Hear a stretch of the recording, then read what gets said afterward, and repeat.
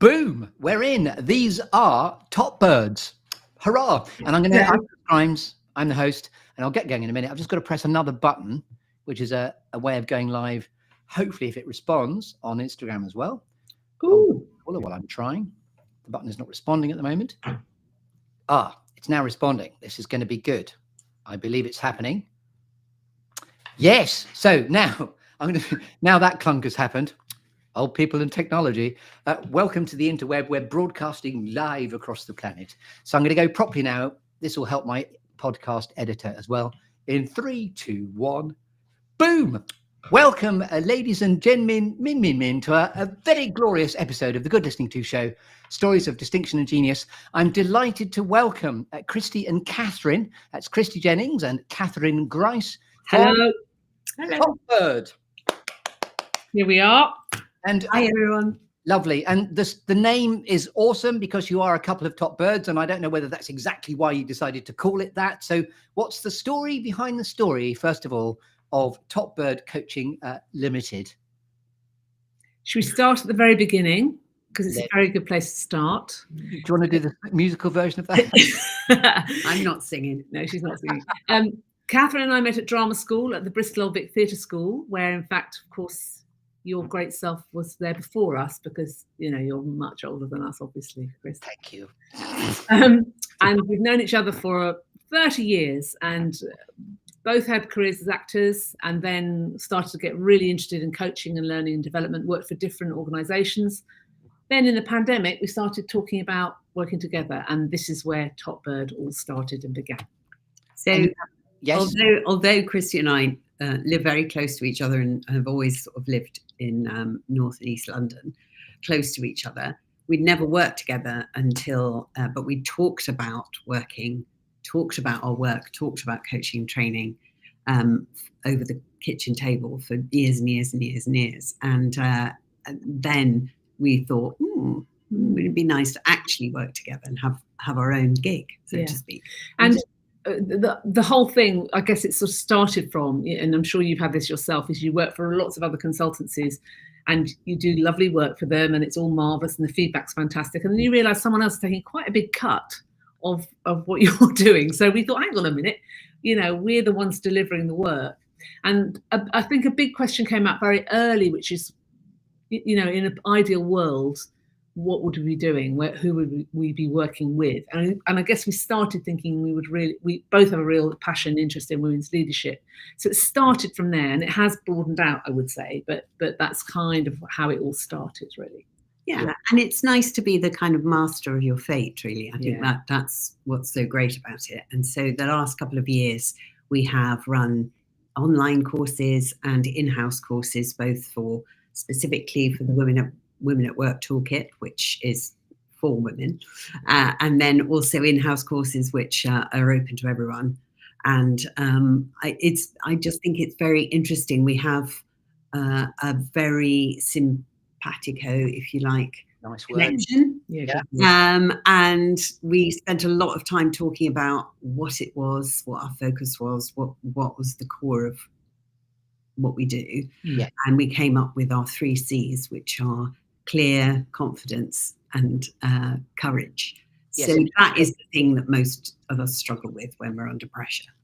And just to go back a step, just to make sure we amplify that, you say on your brand new, swanky and shiny new website, we are Topbird, training and coaching. We help consultants to be exactly that, to communicate with greater clarity, confidence, and courage. Yeah. Your 3 C's. Yeah, we help everyone. Yeah. At whatever stage of your career. So we've worked with early stage people at their early stage career, right up until people who are senior partners in law firms or running their own businesses. And I think you can be an incredibly successful entrepreneur or senior leader in a business and still find that you benefit from having a good look under the bonnet, if you like, around your communication skills. Yeah. And I'd say that whatever the situation, whatever the challenge you're facing, whether that's presenting, whether that's running a difficult team, whether it's having to have difficult conversations, the focus is often on what I need to say rather than how I say it and how I get myself into a good place to be in that situation. So all the work we do, as I'm sure it's true for you too, Chris, is it's having this real sort of practical application that you come away from the work that you do and you've actually got something to take away that you can do differently straight away. So it's not theoretical, it's practical, it's about doing. And it's the delicious transferable skills of being communication skills consultants, but steeped in the background of the transferable skills of acting as well. Exactly. Yeah, absolutely. And we've picked up loads along the way. We've worked with some incredibly inspirational people and people who have a lot of skills or in different areas. So maybe came through the world of psychology or coaching or business. But I think what people really value is that having a chance to practice and getting feedback on the delivery and getting comfortable with being uncomfortable. And as someone who struggled with that in the past, I know that it's possible to learn those skills. Indeed. And I think, interestingly, when you work in business, one of the kind of big misnomers about acting is people kind of think of it as you're putting on a mask and you're pretending to be somebody you're not. This whole notion of fake it till you make it. See, I just don't buy it. I think it's absolutely the opposite. It's actually about peeling off layers of yourself so you're truthful and honest and authentic, but doing it with confidence and finding a way of doing that. So we're always looking to kind of get to the kind of kernel of what's underneath somebody and getting them feeling really grounded and centered. So it feels much more comfortable, whatever the situation. There's a brilliant Goethe quote. Oh, hello. I know. Hello. Come on. Everything is hard until it is easy. And I think that is the thing that often people get very good at wherever they are in their careers through having a set of skills. And sometimes people avoid the more like challenging conversations, or they avoid presenting or pitching or any of those things, or just speaking up. They just think, oh, my work should speak for itself. And actually, if you practice the small practical things in a safe environment, you're much more likely then to stretch out of your comfort zone in the real real situation and do it. So our aim is to make it supportive, but also with a level of challenge, so that you do, those things that you find really hard become more easy with time. And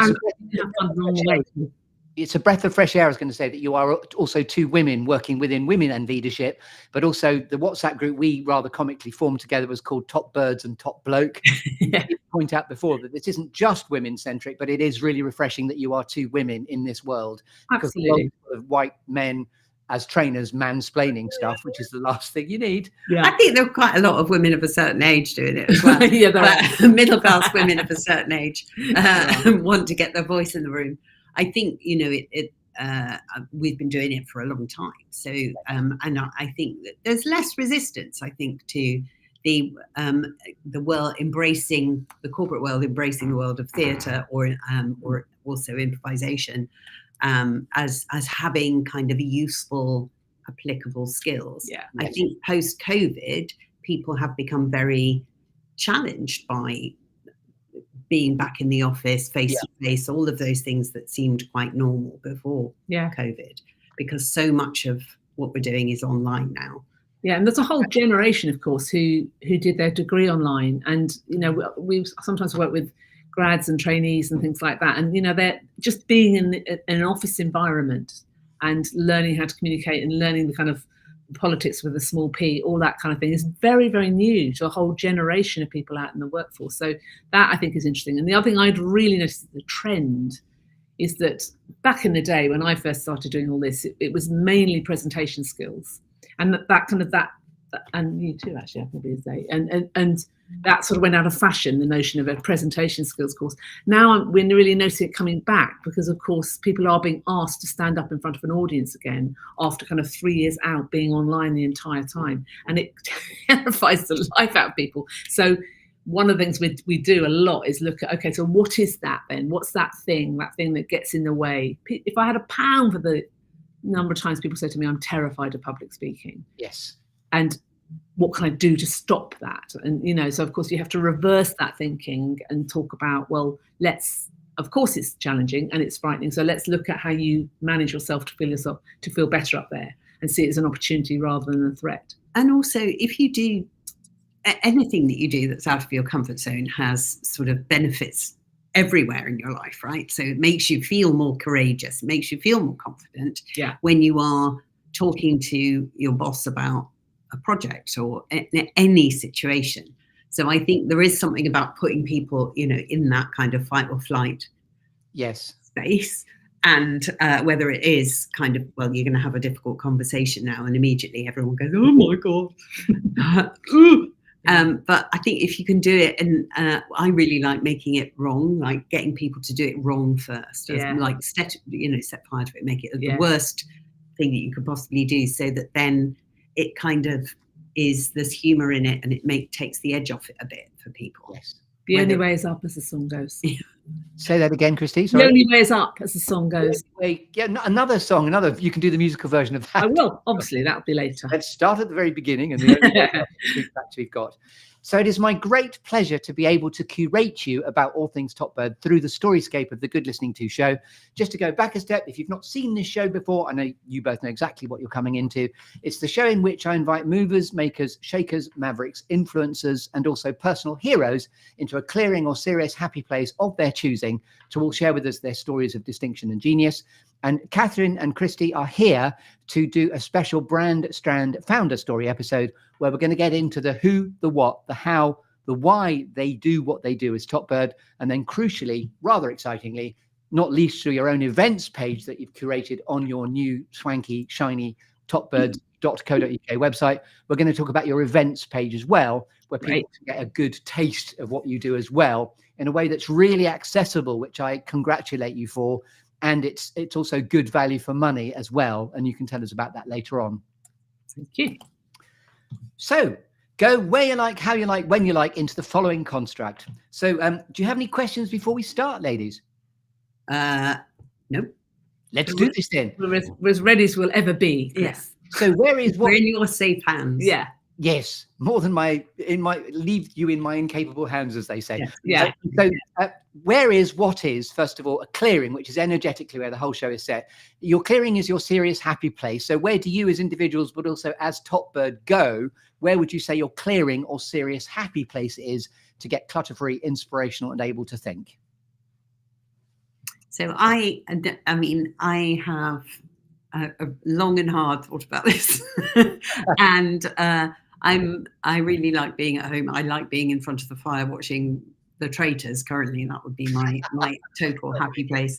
Yeah. I suppose my other happy place is maybe in Ireland, in Donegal, which I've been to quite a lot. And I love the kind of wild coast of the Atlantic. So that's great. So that would be mine. And I've got a summer happy place and a winter happy place. Ooh, seasonal. I like that. Yeah, seasonal.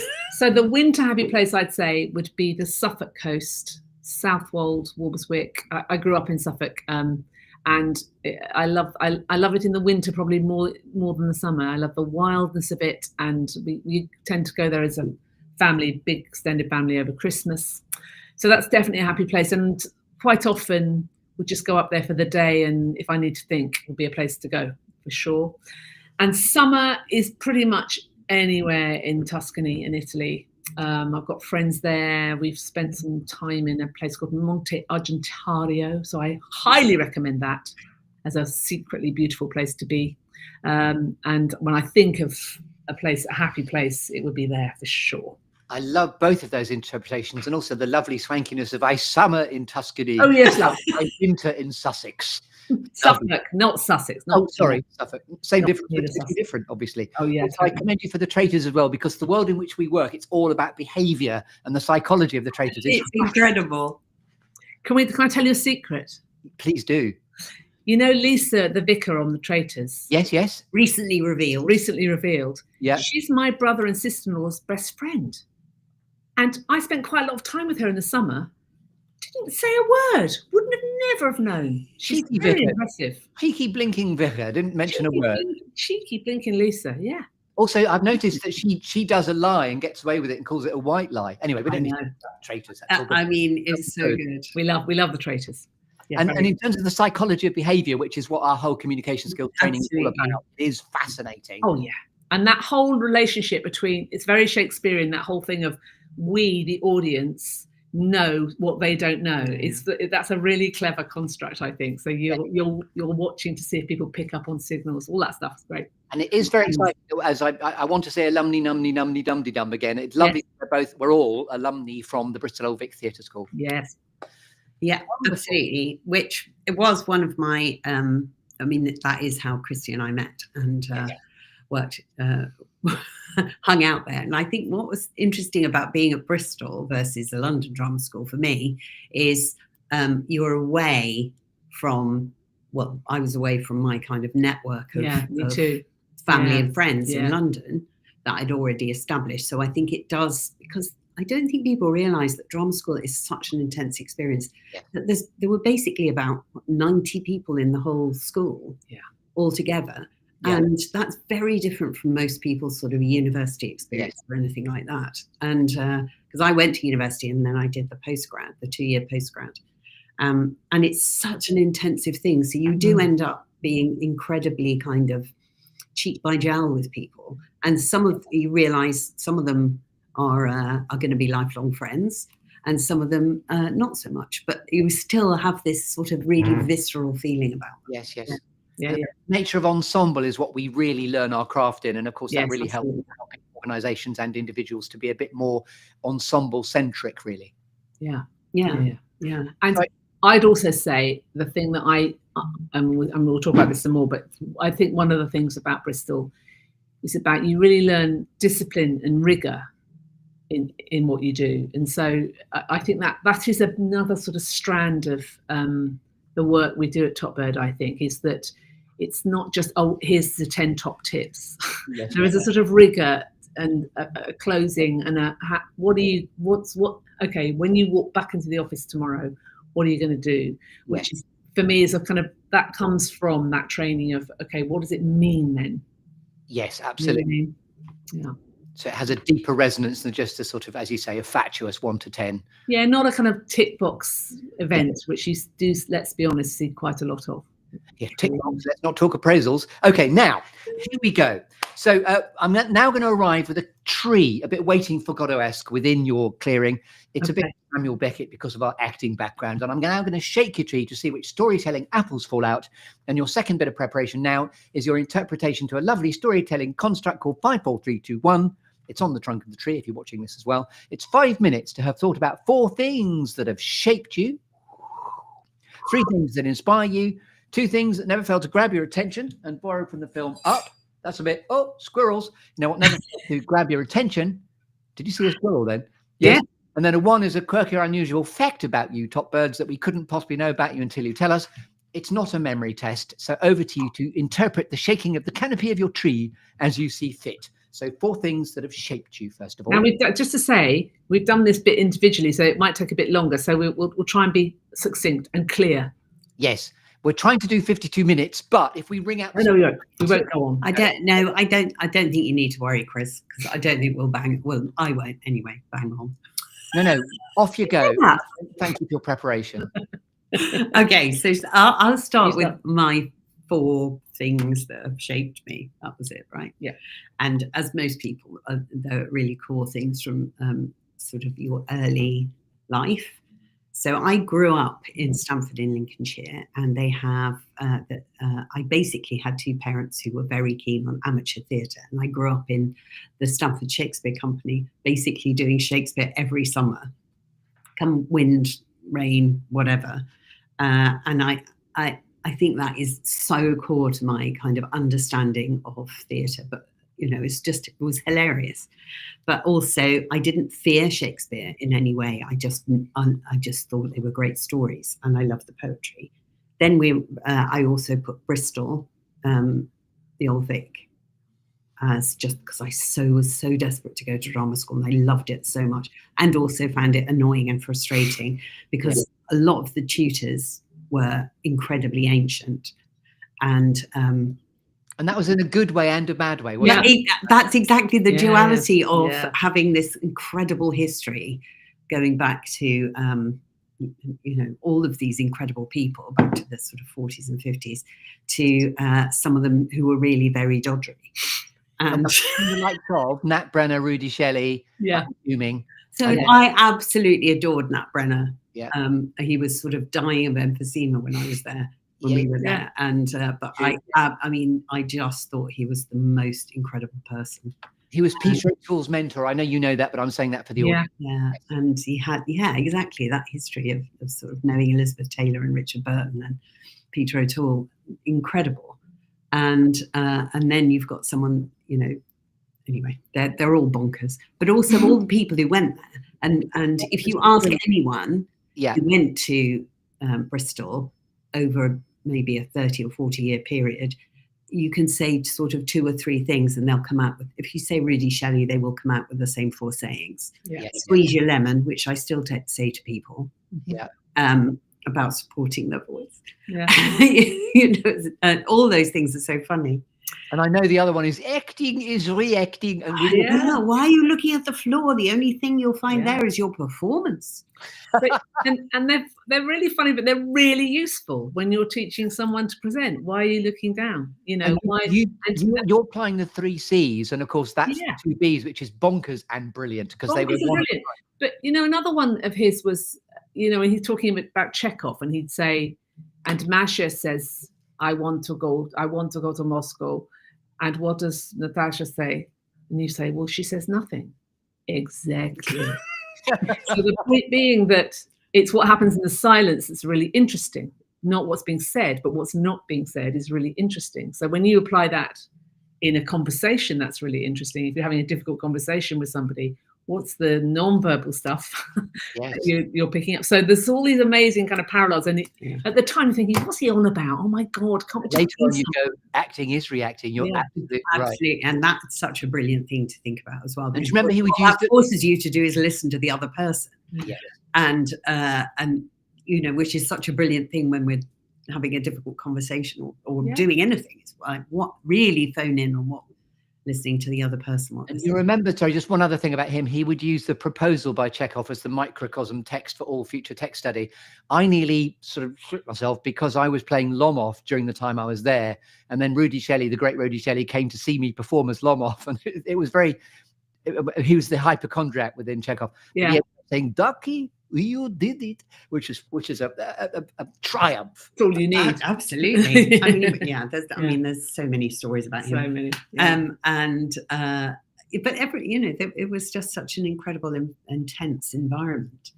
The other person, one of my other things was I went to, I did art and art history at school, A-level.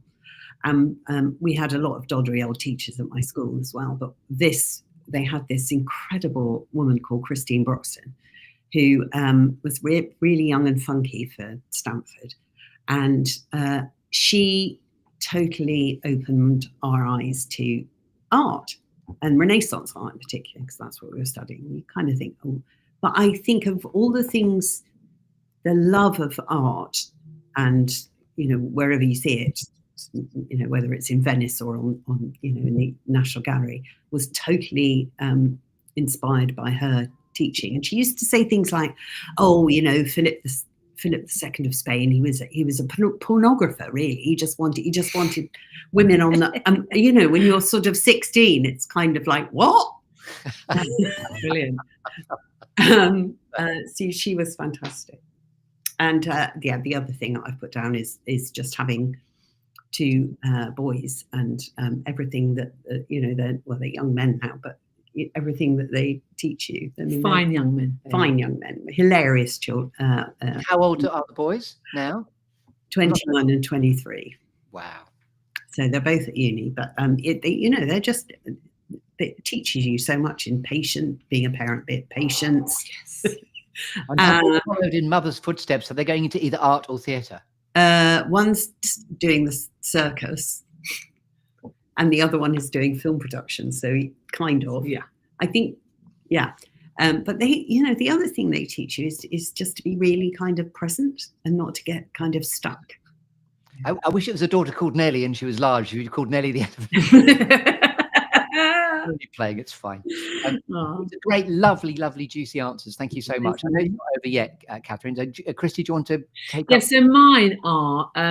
I've thought about this long and hard, and I'm going to start with my parents. I grew up in the Suffolk countryside, and my father was a writer, and interestingly, he was very successful in the 50s and 60s. The sort of person you would have seen on panel shows and stuff like that. And then he sort of went out of fashion in the mid 70s. And so I'm the youngest of 6 kids. So I was on the tail end of the success, if you see. So I saw the highs and lows. And they knew everybody, my parents, Michael Benteen, all sorts of people used to come and stay. There was always someone kind of coming in who was incredibly famous. But of course, we didn't know that. We just treated them as kind of normal people, which of course they loved. So yeah. I grew up in this very chaotic house where there was lots going on. There was lots of music. There was lots of art. There was lots of things like that. And my parents not really paying a huge amount of attention to us, really, just having a lovely time. But they were great. They were great fun and very happy together. So it did really shape me. It was difficult though too, because my father died when I was 24, and my mother died when I was 32. So it was wonderful, and then it was really hard when they went. So that definitely shaped me. So when I was 32, I had to really think, right, okay, there's nothing underneath me. I'm going to have to figure this out. And it's really when I started doing all this work, actually. So it was through that real grief that something interesting and rather wonderful was born, weirdly. So that's my first one. Just to ask, with 6 of you, how big was the gap with you being numbers? So Susanna's the oldest. She was 13 when I was born. Yeah, and there were 3 girls, 3 boys. So your parents were older then than. Yeah. So my dad was 47 when I was born, which is not unusual these days. But in those days, it was, I mean, all their friends just used to say, "Are they ever going to stop having children?" But it was very sort of mad and bohemian, Catholic, you name it. It was all going on, all popping off. And my father was a really hilarious character, very, very funny man, real original thinker, and a bit of a nightmare as well. All of those things combined, if that makes sense. It does, yes. Yeah. Yes. God bless him. Sorry, Dad, but that's true. What was his media? Was he a TV personality? He was a columnist. He had a column on The Observer called Oddly Enough.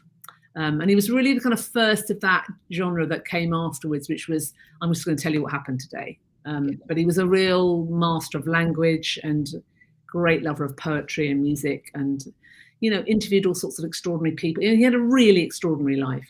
Went everywhere, met everybody. You name it, he was there. And then my mum was a very, very talented artist. And when she met him, they met at the Royal Opera House at a production of Marriage of Figaro, and went bing, one of those sort of relationships. And then she just decided she was going to marry him and gave up painting. She said, I'll either have to paint every day of my life or not at all. She was that sort of person. And then she became passionate about art history later on, wrote books about John Constable and people like that. So they were really interesting, amazing people. And it was chaos. I love it, sort of the human hokey cokiness of put your whole self in. She was going to either do it completely. Absolutely. Yeah. Lovely. Yeah. And a real pragmatist. She was the one who kept everything together, with my father sort of spinning around, Lovely. The song you've introduced, I'm Spinning Around Now, is the next. Yeah, that's the next song. So that's the first thought I had. And then Bristol was mine as well. And so I won't go over the same stuff, but I guess for me, what I think is the sort of legacy of being at drama school then. I did a 3-year course, and it's really tragic because they're now not going to do the 3-year course anymore. But I think there was something about that, about having having 3 years that really, it went right into my bones, and pretty much everything that we do comes from our training. And I'd say the bad parts of it, you go, right, well, the bad teaching, well, that's not how I want to work with people. But the good teachers, the Francis Thomas, who was the voice teacher, I thought was one of the most remarkable. Amazing. He was an amazing teacher, because what I loved about him was that he was not he was interested in wherever you were on the scale. So he loved the talent. He didn't just love the talent, he loved the people. He was interested in getting you up, further up, whatever you were doing. And I thought he always reminds me to this day of being a bit like Bilbo Baggins. He was just this yeah, slightly short, hairy creature, not with hairy feet necessarily, but he was just a real wonderful presence. And he was, but he was really emotionally intelligent. He saw all of it. He didn't miss a trick, I thought. And I think I learned. Well, he's incredible. He was an absolute world-class voice teacher. Wonderful teacher. I mean, there's no doubt about it. Yeah. And the rigor comes from him, actually. That's that idea of that, doing the same thing every day and really getting your breathing under control, really making, all of that sort of stuff absolutely stayed with me. He was also really funny. He was just lovely. He had a real kind of funny energy. As lots of, the mad old he's still out there, I have to say, which is lovely. I think is he? Is he still? That's good to know. Yeah. So that's Bristol, and again, comes through everything that we do. So it's a really big part of what Topbird's all about. And then another big influence for me was a big shape for me was my she wasn't officially my godmother, but she was, because she was a woman called Jill Cadell, and she was Simon Cadell's mother, and she started as an actor. She was my mother's best friend. And she started out as an actress, and then she became a director, and she assisted John Gielgud as a director, and then later on became the principal of Guildhall. And she was absolutely extraordinary. So I've never known anybody put their attention and listen like she did. So you would go and stay with her. She had an amazing house in France. You'd go and stay with her, and she'd pour you a glass of wine, and she'd say, "So tell me." And that's all she'd say. And then you go, "This has happened. He's ruined my life." Or, whatever crisis I was going through. And she'd get you to really talk. That's a great coaching question, actually, isn't it? So tell me. It doesn't sound like a question, but it's just the best way to. Wonderful. So and then you go to bed, get up in the morning, and she'd say, "I've been thinking about what you said last night, and this is what I think you should do." And she was always she was always 2 steps ahead of me in my life about what I should be doing, right up to the end. She died about 3 or 4 years ago when she was long ago. No, and right up to the very end, she was bang on the money about what should happen next.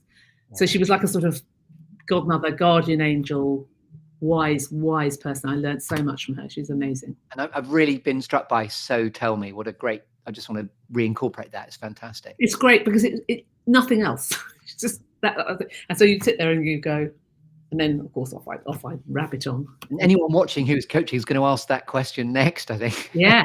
So tell me. The other thing you always say that makes me laugh that she said was, "Everyone's shy. Get over it." Yeah. She used more expletives than that, actually, but she absolutely get over yourself. Everybody's shy. It's really boring. It's a boring thing to say. It's quite interesting. It's lovely stuff, Christie and Katherine. So I've got one more. So my last big shape thing is I adopted my son at the age of 45. That was quite old to adopt someone at that age. Very old. I'm very old. Look how old I am. He's now 14. He's 45. He's 45. My joke misfired. That's what I was trying to say. I got You it. adopted at 45. Yeah, Katherine got it, but I'm sorry. You got it, yeah, well. I adopted him. He was 14 months old. He's now 14 years old, and it's been the absolute joy and challenge of my life. It's been an extraordinary ride so far, but really wonderful. So if anyone out there is thinking about adopting, do it. Go through it, whatever it is. It's wonderful.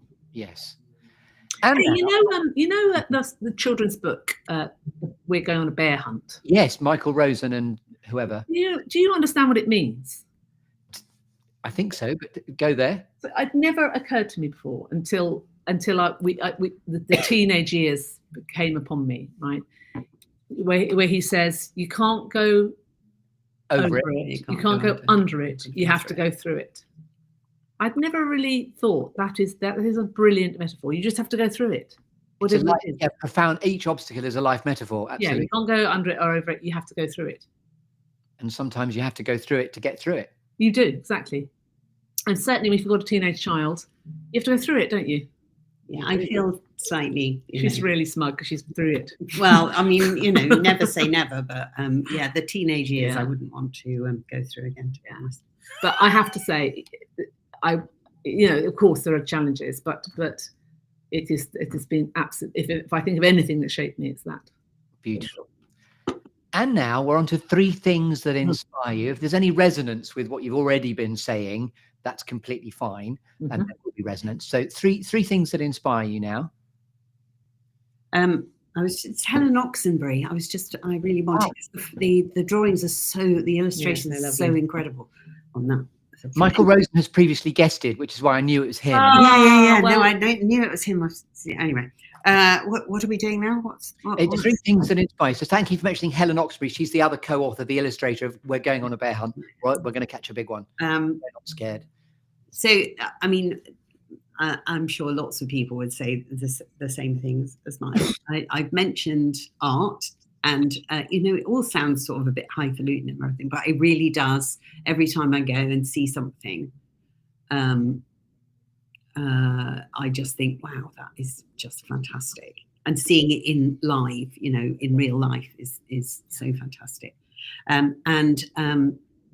Any travel, whether it's a kind of quick trip for work, I have been lucky enough, Christie as well, to do a lot of travel for work, and it's always nice when someone else is paying to kind of go somewhere. A lot of the time you just see the airport, but and the conference room. Yeah. But occasionally you do get to go somewhere where you would never kind of have gone otherwise. The privilege of going there and being paid to do it is I know, lovely. but also some extraordinary places, that you kind of end up at, and you always sort of learn so much from different people and different cultures. lovely. So the old adage, travel broadens the mind. I had a few moments where I've thought, am I going to get out of here alive? I don't know about you, but I have. Yeah, Swindon particularly. Yeah, I went to Moscow. And I did a course in Moscow in 2016, and it was incredible. The whole experience. I can't actually believe Yes. We did that, but we stayed in a really swanky hotel, and there were armed guards in every corner because there was some foreign finance ministers there and staying in the same hotel.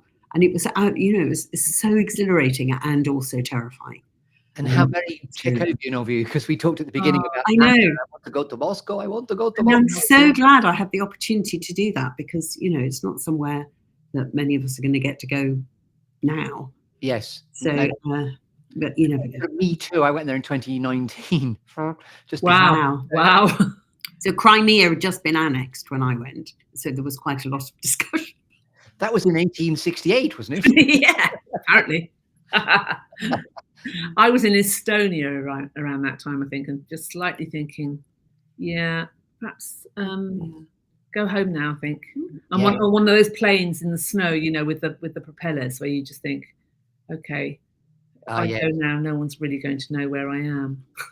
Yeah. And then my last one would be David Bowie, who was my first love. Come on. Wow. When I, in that hilarious thing where you think he's speaking just to you, he really understands me personally. And then when he died, you realise that everyone had that experience. My brother introduced me to that. Yes, I'm right there. Legend. Absolutely incredible. And it's such an incredible human being as well. Just such a lovely, humble, clever man who, it's sort of a miracle he survived the 70s, really. But, just true artist. True artist, absolutely. Lovely. Okie dokie. Now, so mine are Leonard Bernstein in all his forms, but specifically West Side Story, obviously. Yeah. And even more specifically than that, Jose Carrera singing Maria. Oh. So if you have seen the documentary, it's so worth watch the documentary first and see how absolutely furious Leonard Bernstein gets with Jose Carreras.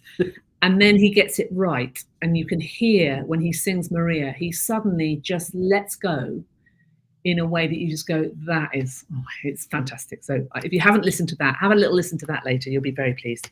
Hold the line, caller. My podcast editor, Dan, he's brilliant. He will now text you in. Dan, this is a message for you. Okay. A little bit of Maria by Jose Carreras. You'll enjoy Very it. good. You want to hear the bit where he lets rip. It's fantastic. That music is so incredible. Oh, and even though you know the story, Yes, you don't mean when he it farts. just is phenomenal. every time, and I know it back to front. Every time I listen to it, I just go, that is something else. And the other two things I've got are Angels in America, which I love. The film version of Angels in America. I love the theatre version, but I love the film version of it. And the reason I thought of this is because when I saw it, I was in a not a particularly good place in my life. It's quite a long time ago. And I can't remember it terribly well, but the angel keeps saying, look up, look up. And the metaphor is that we're always looking down and not seeing what's around us. And when I started to look up, things started to change. It sounds kind of slightly, but you know what I mean? It's kind of, we get so tunnel visioned in our life. And I found that very, very inspiring, actually, watching that. So that's another recommendation. And my last one is Michelle Obama.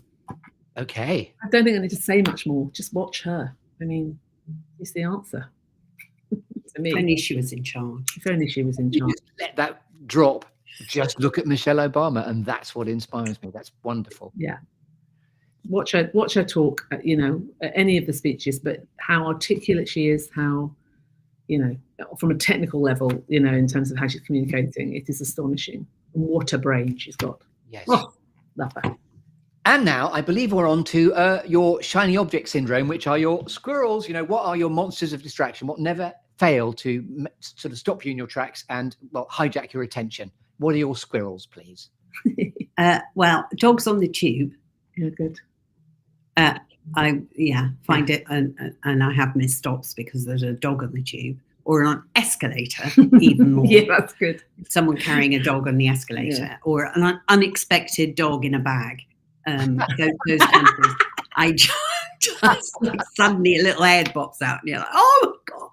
So yeah, that I am In all totally. my circa 250 odd episodes, no one's ever said a dog as a dog in a bag. Dog in a bag. I am the dog in Up. I am like squirrels, but about dogs, totally. And Love it. Just anything to do with dogs. Exactly. I don't have a dog. We've got 2 cats who I absolutely adore. And when Christy had cats, I used to take Mickey out. Yeah, rude. She was rude about them. About actually. cats having personality, Which of course they do. or being embarrassed or any of those things. And now I'm totally So you've bought got into having to more of a cat person than a dog person. narrative about. I'm a cat and dog person. It's Yeah, like, me too. yeah. Well, she wasn't. She was just a dog person, but And Christy, are your cats adopted? Yeah. Okay, and cat. If you birthed them, obviously that'd be weird. Yes.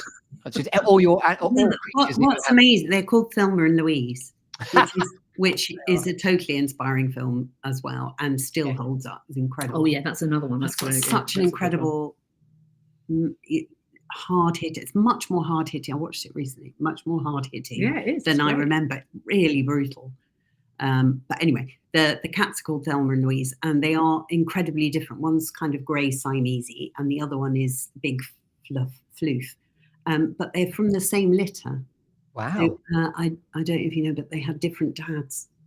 Okay. One was a Siamese monkey, and the other one was another monkey that was a bit fluffier. Cats, which Yes, weird.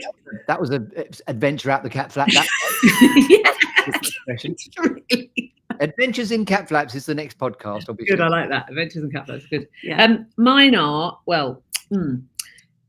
similarly to dogs on the tube. My specific thing that never fails to enchant me, I have to say, is that time in a child's life when they're about 2, when they're just finding their way around language for the first time, and when things slightly go in the wrong order, and I find that absolutely enchanting, and the kind of the sort of certainty of it, I love. So Kai, my son, used to say, "I ate my supper all," and I got very disappointed when he learned how to say it properly. I love that. That's one of my absolute favourite things in the world. We had a conservatory for a long time. Yeah, and a radiator. And when that's that brilliant TED talk that Ken Robinson, that really famous TED talk that Ken Robinson does, which where he goes, children. The thing about children is they'll always give it a go, like young children, till they're basically, educated out of it. Yes. And those brilliant mistakes that joyous mistakes that kids make when they're tiny. And bless you for the word enchantment as well. It is enchanting, and it is joyous. Yeah, and also I think particularly on the tube or the train, when everyone's sort of in that kind of place of work, and then suddenly you just hear a little person pipe up. Yeah. What? I want the button. Press the button, and everyone suddenly becomes a human being. It's so nice. It's really nice. I love that. We need humanity. Absolutely. Yeah. My other one is just is a place actually. It's just the view on Hampstead Heath across London, which I love. I find it to this day, in my old age, when I was a teenager, I used to come up to London to see family, friends, and I used to find it utterly thrilling to see the view across London. I used to think, well, now I'm here. Is there a park bench in that exact spot? There is. I know the one you mean. Yeah, and you can look right across, and I just used to think, well, I'm here now. It's all going to happen. If you've got a photograph of that vista to send with the park bench at any point, let me know. I will. Yeah. That's beautiful. It's there we are. That's that. Bless you, and I commend your squirrels to the house. That's lovely. Forgive me, it's getting a bit darker here in Bristol, and I'm starting to look like Count Dracula. If I didn't have my glasses on, I think you had the Houses of Parliament behind you. Then it's just a wicker screen. Go you. No, I sort of get. That's what it is. Yeah. I can try and put more lights on, but I'll go with Dracula. No, it's fine. And now we're going to go for a quirky or unusual fact about you, Christie Jennings and Katherine Grice. We couldn't possibly know about you until you tell us. Oh God! Well, the thing that pops up in my I was once in a football video for a football song, like a World Cup song, not the England team, but a World Cup song video. Okay. Good. I didn't know. Yeah. No, I've looked for it and not found it, which I'm very, very relieved about. Great fact. Love that. I suppose my quirky and unusual fact is that I've played Princess Diana on the West End stage in a shockingly bad wig. Great, cool facts. Cool facts. And can we find a film of that somewhere on YouTube or that? No. There is a picture. There's pictures. That. There is photographic evidence of that. I'm quite glad there isn't photographic evidence because it was me in a bikini. I can't even begin to. I needed the money. Yeah. Yes. So if we Google Katherine Grice in a bikini, the World Cup song. No, just please don't. No, God knows what you would end up with. Yes, don't go there. Okay, now we've shaken your tree. Hurrah! Wow. So next we stay in the clearing, which is summering, of course, in Tuscany and wintering in. It wasn't Sussex; it was somewhere else, wasn't it? Suffolk. Yeah. And of course, where you were too. It's all about memory.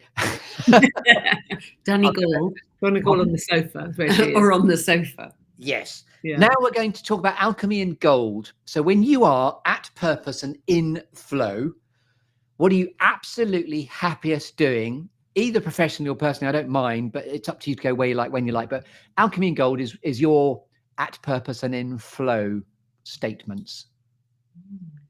So there's a work one, I would say. I really love a big event kind of, it's a bit of the showbiz that still, itch that gets scratched. So you've got 80 people or whatever, and you get them to play a whole load of bonkers games and run around and create things. I really, really love doing that. And it does give you that absolute adrenaline kind of performance buzz.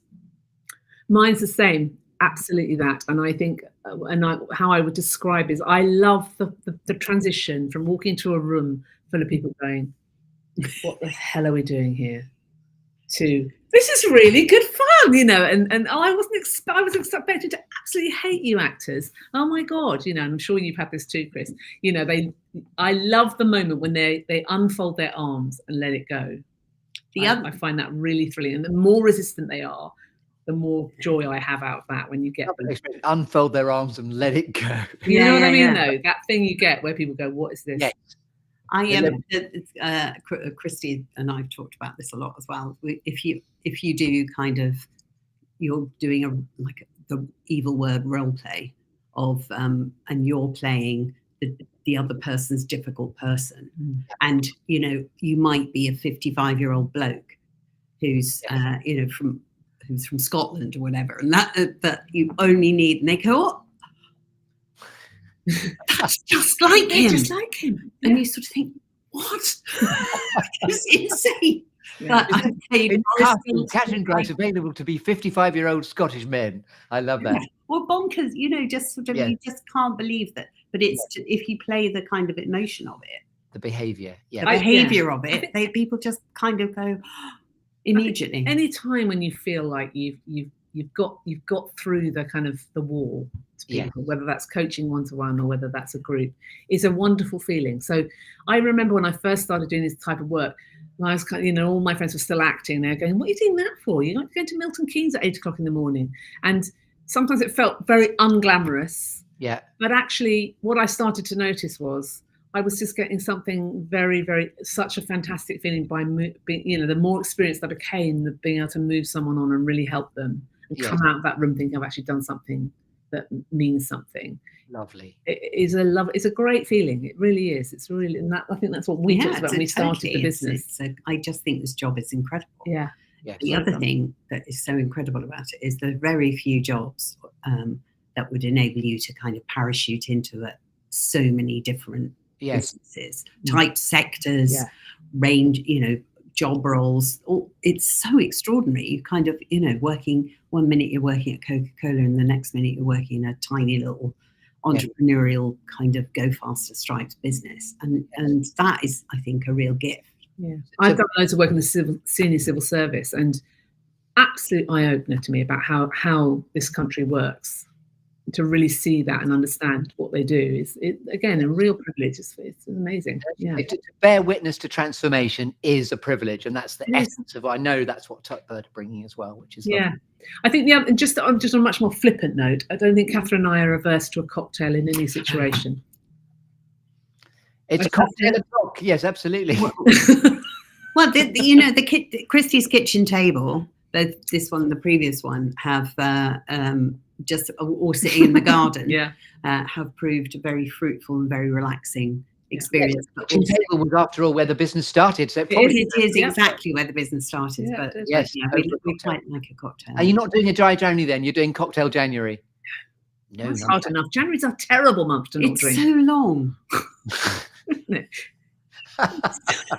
Well, it was my husband went, 30 days has September, April, June and November, all the rest of 31 apart from January, which is 3,427. It's true. Yeah.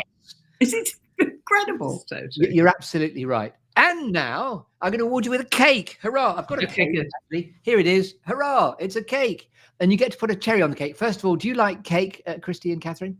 Yeah. What flavour would you like? Unfortunately, it's a metaphorical cake until I can see you in person soon, and I'll give you a cake. But I like carrot. I like a carrot cake. Thank you. I quite like baking a cake. That makes a nice cake. Maybe you can bake the cake. And Northern Irish baking heritage. That's kudos to you and your cake baking. And Christie, cake? I would go for Katherine having made a Victoria sponge. Just a really bog standard Victoria sponge. I can see completely why you've befriended Katherine now, because she makes cakes. Makes cakes. That's the only reason. You get to put a cherry on your Victoria sponge and your carrot cake. With stuff now, what's a favourite inspirational quote that's always given you succor and pulled you towards your futures? I've got a new one, which is from Bill Nye, the actor Bill Nye. I heard him say on a podcast the other day, he said, it's not about the mistake you make, it's how you respond to the mistake that matters. And when you have a teenage boy in the house, that is a really good thing to talk about. It's a great parenting. Love it though. Quote. How you respond to the mistake. Exactly. Teach your child. It's all about. Say it again, just to reincorporate it. It's not the mistake you make, it's how you respond to the mistake. Lovely. I mean, I'm paraphrasing. He's probably said it better than that. And Katherine? Well, I don't know who said this. It's probably many people, but I do sometimes say to myself, no emotion, all emotion is temporary.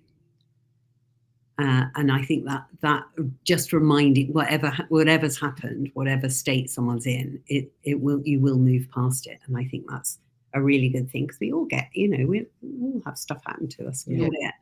And also when you're working with people as well, you just have to kind of hold on that they'll get through. Yeah. I love the new lens on, and this too shall pass. And it's exactly that. Yeah. Just say, I know we've all heard it, but I love just reincorporating. So just say it again. Well, I've thought of another one, but anyway, all emotion is temporary. Boom. And give us the other one too. The other one is Hamlet. And I'm just trying to remember it. What's he saying? No pressure. There is nothing, what is it? There's nothing right or wrong that thinking makes it so. Nothing is either good or bad. Either good or bad, that thinking makes it so. Katherine Grice, it's actually your own LinkedIn banner. I know! And I thought I should have said that, and then I couldn't remember how it started. Katherine Grice's LinkedIn banner, because it's there. It's nothing is either good or bad, but thinking makes it so, which is so true, right? That's I mean, really he's good. sort of just this incredible kind of thinker, Shakespeare, of just the truth of human beings. Yeah, there's so many of them. Oh my God, we could do a whole podcast on Shakespeare quotes, couldn't we? That's been done before, but yes, we can. Yeah, but let's not do that. What notes, help, or advice with the gift of hindsight would you proffer to a younger version of yourselves?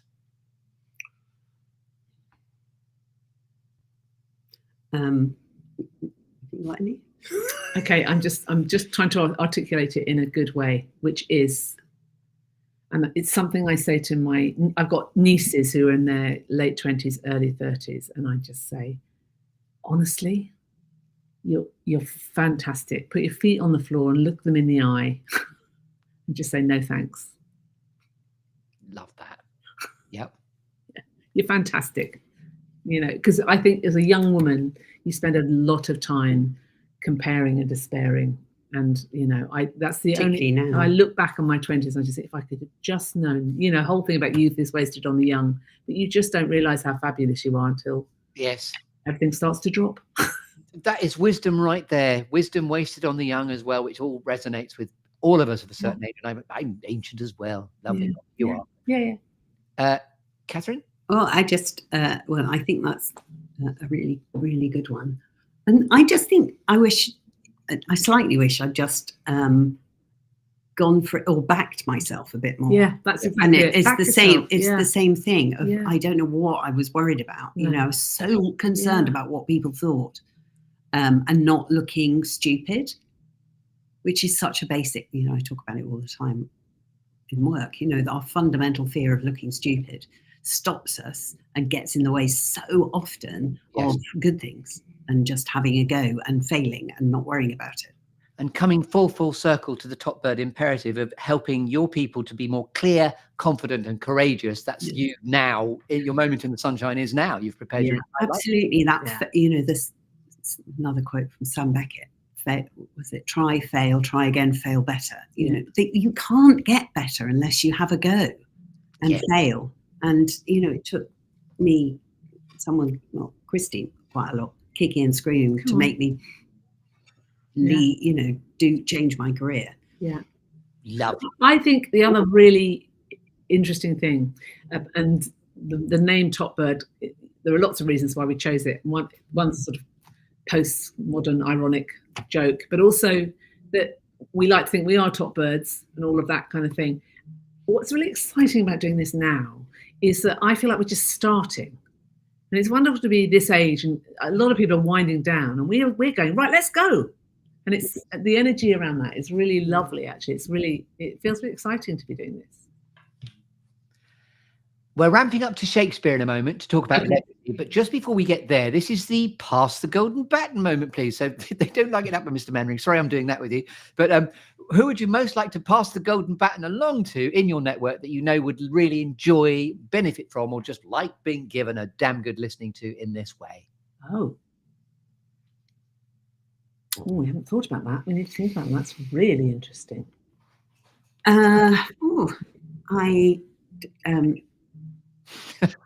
Sorry, we're baffled. No, We hadn't got to that bit in the list of things we were supposed to ask, so we were so trying to. You can Most be definitely decided. are people, though. Let me think for a minute. Because Well, I tell you, well, Tessa might really like it because Tessa of Morton might like it. another inspirational friend of ours yeah, who runs a business called Act for Autism, and which is based in charity actually. It's a charity, yeah. You say actoral or Act for Autism. act for. Yeah.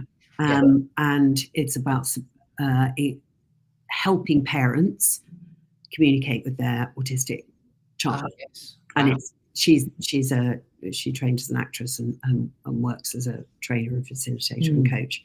But And that's her real passion. for a full 1,000,000 points, no cash attached, what's Tessa's second name, please? Morton. Is the right answer. So do you both concur that Tessa Morton shall be bestowed upon her with a golden baton? We'll send the gold baton to her, definitely. Yeah. Lovely. Because I think it's so great to share, for parents to know that there is support and help out there. Yes.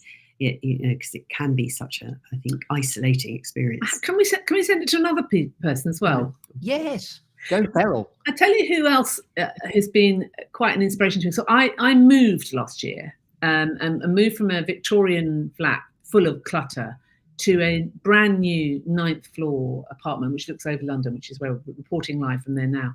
And two mums who live near me have a business called Restore. And what they do is they come in when your house is a mess and help you reorganize it.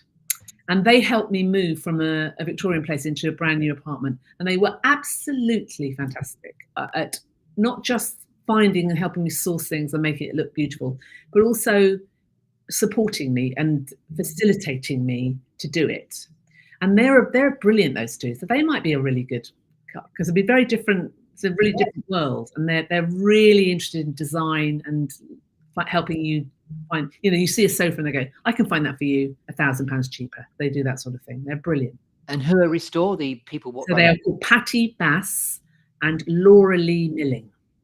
Great names. Patty Bass and Laurie Lee who? Yeah, they're brilliant. They're really great. So I really recommend them. If you're moving house or your house is a mess and you need help, they are the people to talk to. Boom. Restore, they're called. Lovely. Thank you. So your mission, should you choose to accept it, is to furnish me with a warm introduction to those what you have just mentioned. And now, Shakespeare. And this, by the way, is the actual complete, it's not a first folio, but this is the one I bought for myself when I went to the Bristol. I've got the same, we've all got the same version, yeah. 986. Yeah. It's actually a delicious prop, which helps with the podcast because it's mine and it's actually authentic, which is lovely. So now we're going to talk about borrow from the 7 Ages of Man speech, Jaques as you like it. When all is said and done, Christie Jennings, Katherine Grice from Topbird, how would you most like to be remembered?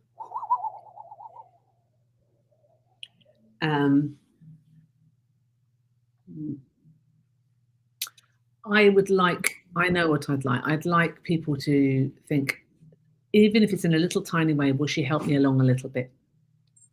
That's what I'd like to be remembered. Is that helped me somehow. And everybody has something. My big mantra is everybody's got something. Wherever you are, at whatever level, and it's about how you find it. That'll be mine. Yeah, as an encourager, and as a good friend. But also, I think people would say, can never make her a decent cup of tea. She's so fussy about how she likes things. I'm also that. That's true, isn't it? Quite fussy. Yeah, it's so hard, isn't it? And you sort of want to. But yeah, I think we are very encouraging of other people to kind of crack on and try things. But also we're both very good at kind of let's sit down and talk about it. Yes. I read somewhere that if someone's in a crisis or an emotional state, they need about 8 minutes of just a good listening to. Yeah. And then that's as much as to kind of help support them or shift them. Come back to so tell me. Not long, is it? No. 8 minutes. No. No, and I love the reincorporation of that. Thank you so much. Okay, we're coming up to a section now, which is show me your QR codes, please. So where can we find out all about Topbird on the old interweb? And here is... Look at that! God, I thought that was something we'd supposed to have done.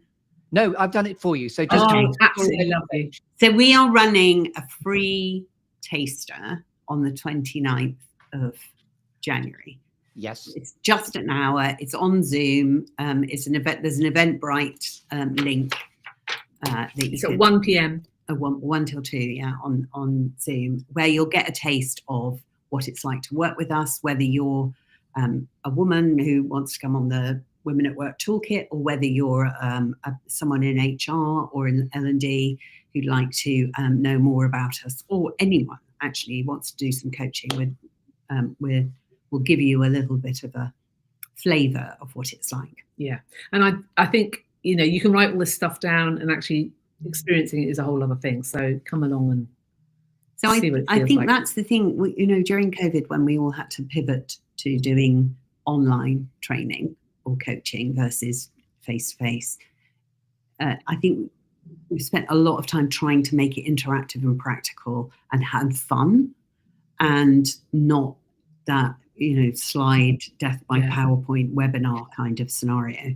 So it's still practical, it's still fun and energetic, and you will be still required to do stuff. Yeah. But that will just give you a taste of what it's like.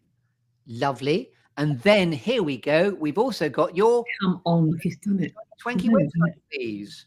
Here's our swanky website and page, and we have an events page on there which leads you to the Women at Work Toolkit, which begins, I've got the dates here. We start on the 21st of February, and it's every Friday from 2:30 to 2 p.m, 90 minutes. So you basically do 3 slots of 90 minutes. So this is a much more consolidated look at in an individual self-development program, but you can do it in a short, sharp, very cost-effective way.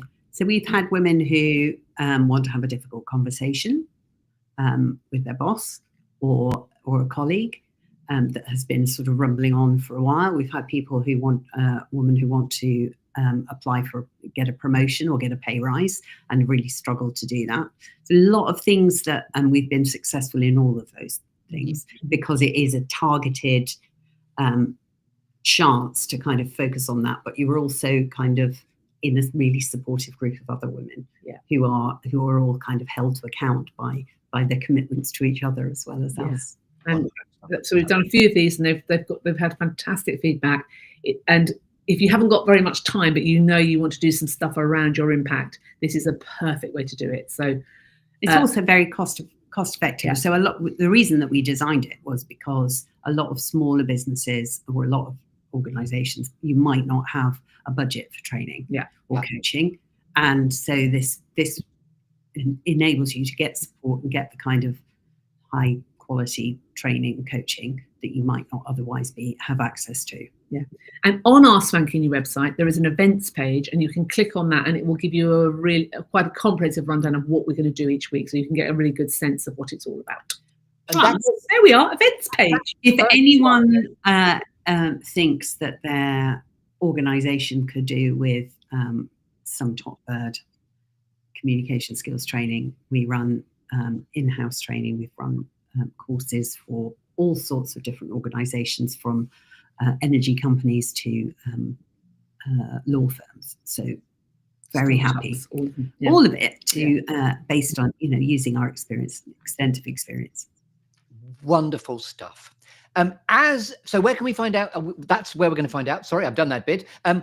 As this has been your moment in the sunshine in the Good Listening To show, Katherine Grice and Christie Jennings, is there anything else you'd like to say? I think one thing I would like to say is, two things actually. One is that our ambition for this business is to go into markets where perhaps there is not so much support. So we're really interested, if there's anyone listening in Dubai, in the Middle East, or in Asia who thinks, actually, I could really do with some help, get in touch with us, because we would love to spread our wings a little bit into those particular areas.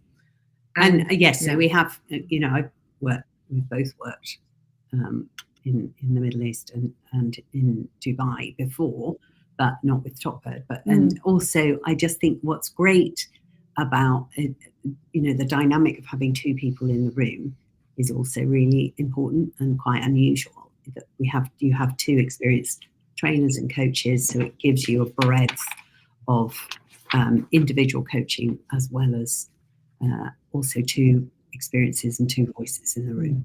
And the other thing I was going to say was that our ambition 5 years from now is that we've got some younger women coming and working with us. So one of the things we'd really like to do is actually pass the baton on. Some of it, we old Topbirds to get some new Topbirds on and working with us and alongside us. It's a great career. That's a subsidiary called Top Chicks. Top Chicks, for sure. Yeah, I just got squirreled by a dog. So one of the things that if you've got young children and you're thinking, what should I do with my life? This is a fantastic way because you can do a couple of days a week and a decent living and also have some time with your children. So we'd really like to see if we can nurture that in some way if we can. Back in line, you can say, if you're a good egg, you can apply to be a top chick. And then, no, come on. Boom. Very good. So I'm just going to round off by saying, if you'd like a conversation having watched this to be in the show too, then have a look at the goodlisteningtoshow.com website. That's my own private QR code there. You're very welcome. And as you've just experienced in watching me interview here, Katherine and Christie as well, is you will also be, it'll be published as a podcast. We do a big show in town in how we broadcast this, but you'll also feature in a couple of weeks' time, you're going to be in my weekly show on UK Health Radio, which will give you an audience reach across 54 countries of 1.4 million listeners and growing. How exciting. Hence why it's the show to help you grow as you tell your story and amplify your brand. So I've been Chris Grimes, but most importantly, this has been Topbirds, Christie Jennings and Katherine Grice. Is there anything else you'd like to say? No, just thank you very much, Chris. Yeah, we've had a lovely time. And the tree, we've been in the clearing in the tree, and we're the Topbirds who are feathering our nest, hopefully. You can have your own special name. And spreading our wings. Lovely. And using branching out. Keep going. I love this. It's going to keep on giving. Cheap.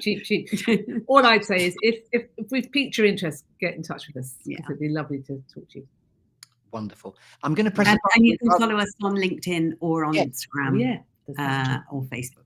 And bear in mind, this has been broadcasting across all those channels. So this film, as soon as I press a button in a minute, rather comically, the button is called End Stream, which makes me feel that I'm going to stop weeing now. But here we go, End Stream. And yes, I'll do that. Thank you very much indeed for watching. And